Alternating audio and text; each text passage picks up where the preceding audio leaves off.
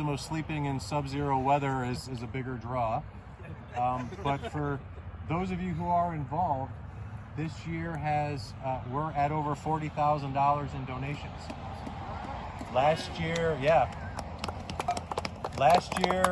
we topped out just shy of 30 when it was all said and done, because donations continue to roll in throughout the night and oftentimes over the weekend. So smaller on-site crowd, bigger response. And so that, I think, definitely speaks to the word that's spreading. For those of you all who don't know, the day center that we are here to support is the only low barrier day center sheltering in South Oakland County. What do you mean by low barrier? Yep, great question. So the quick history is in the mid-90s, there were a couple local alcoholics very familiar to the downtown Royal Oak area. They had decided for the winter to sleep in Quickstead Park. If you're not familiar, it's just over here. And one of them froze to death that winter. St. Mary's Church, which is in downtown Royal Oak, said we're going to open an emergency winter shelter because it's not reasonable to have people freezing to death when we've got church buildings that are empty. What that did, though, in the 90s was essentially turned on a beacon to homeless folks that said, come on to downtown Royal Oak, we've got a spot for you. And that drew people to the neighborhood that weren't normally there.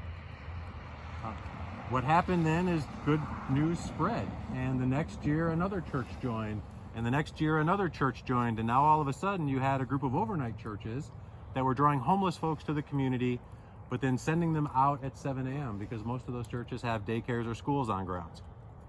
So the folks would just drift around the neighborhood from 7 a.m. to 7 p.m. in the middle of winter.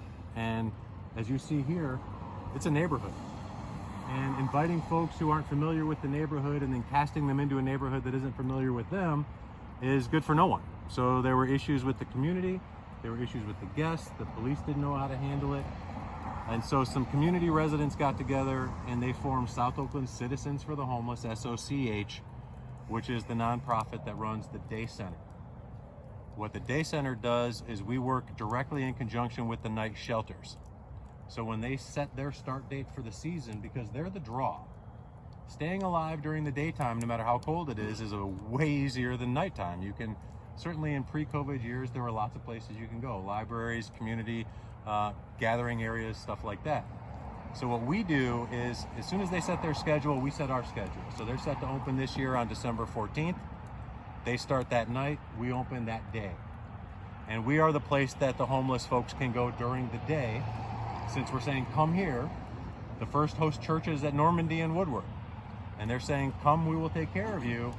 We are the folks that say, we will take care of you during the day. And it's not just warehousing. It's 3 meals a day. It's not typical shelter food. We have volunteers that come in and cook breakfast, lunch, and dinner.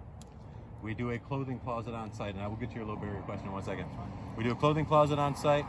We've got a case manager who is on site that works with us.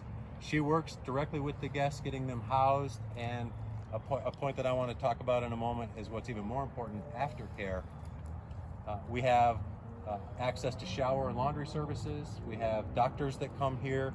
In the COVID era, we will be doing on-site mandatory weekly testing. We've got a direct and good response with Beaumont if we do have some issues with COVID, and